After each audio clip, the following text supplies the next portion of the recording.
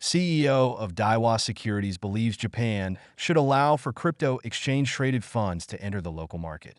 Daiwa is one of the many companies pushing for Japan to approve crypto ETFs.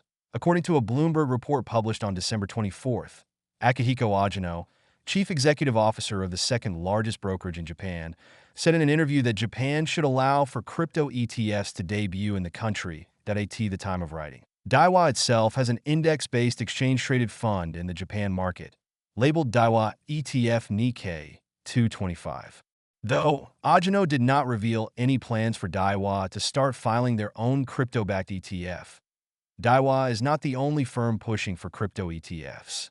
Last October, major Japanese financial firms such as Mitsubishi UFJ, Sumitomo Mitsui, and Nomura Securities all backed a proposal that asked the Japanese government to prioritize Bitcoin and Ethereum for crypto-backed ETFs.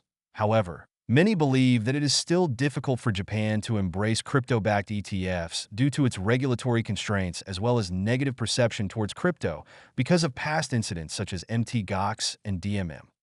Additionally, Ajino predicted that Japan's central bank seems set on tightening monetary policies even further as corporate profits begin to grow along with the early signs of inflation.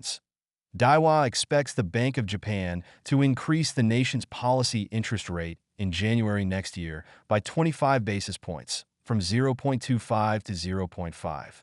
The brokerage also expects the central bank to raise it again by the end of 2025 to 0.75. Based on the BOJ's reduction of Japanese government debt purchases, Ajino concluded that the volume of bonds available for the market will increase, which will likely stimulate trading.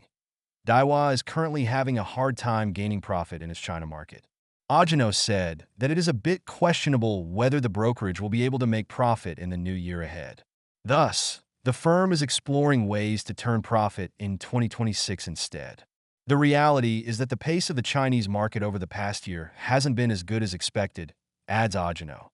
According to official data, the combined revenue of securities firms in China fell by 9 to 203.3 billion yuan in the first half compared to the previous year. In addition, companies stated that it will be raising employee wages in April 2025 to around 5 or perhaps more. The CEO said that the firm wants to appropriately grow and train its existing staff to trade successfully in yen rates, without having to add new recruits.